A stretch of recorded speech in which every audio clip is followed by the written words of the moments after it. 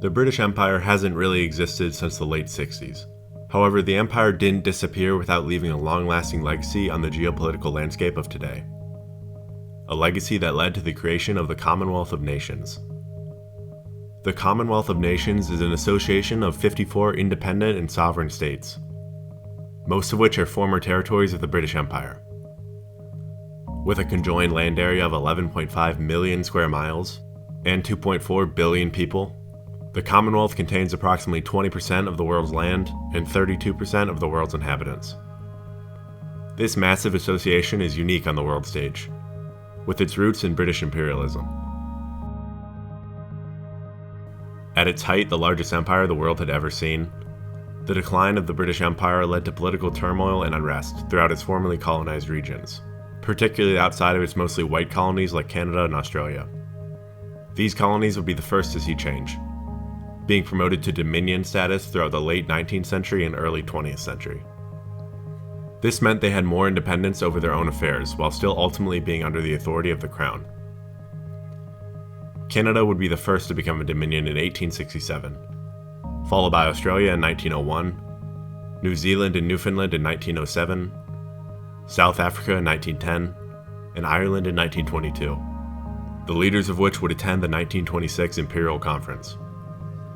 At this conference, Britain and its dominions agreed that they would all be equal members of the British Empire, meaning, despite all owing allegiance to the Crown, they would not be ruled by the United Kingdom.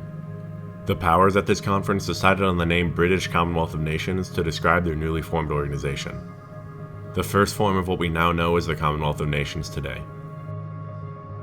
This agreement would be formalized in the Statute of Westminster in 1931, allowing the Commonwealth to take shape.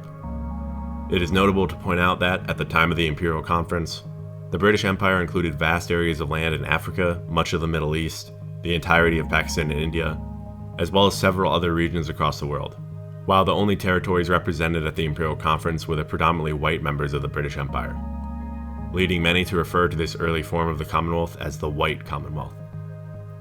The newly formed British Commonwealth of Nations would only exist in this form for a relatively brief period.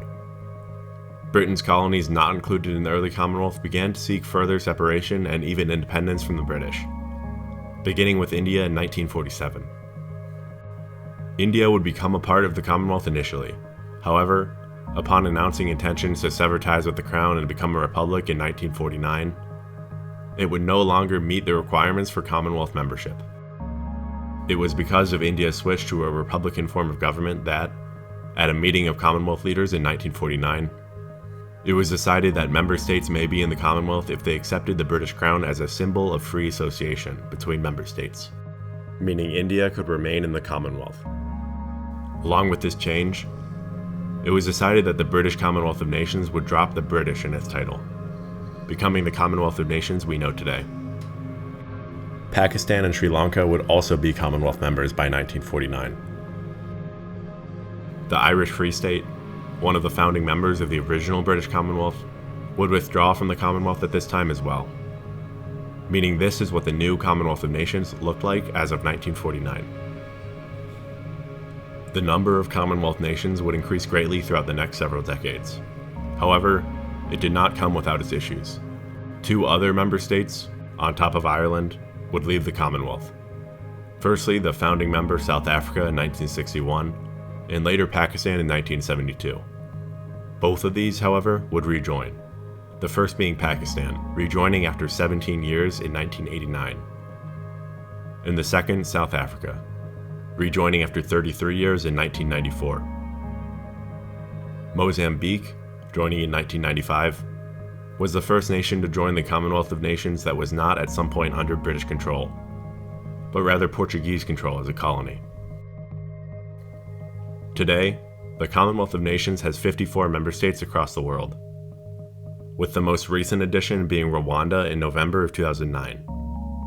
While, since 1949, Commonwealth members have been allowed to choose their head of state freely, many Commonwealth nations continue to observe the Queen as a reigning constitutional monarch. These 16 nations are all members of the Commonwealth of Nations, and are collectively known as the Commonwealth Realm. These nations include, among others, Canada, Jamaica, the UK, Australia, Papua New Guinea, and New Zealand. The Commonwealth of Nations is one of the largest associations of countries in the world today.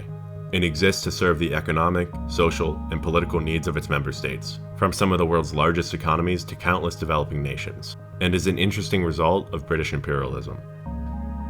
This is 435 American. Thanks for watching.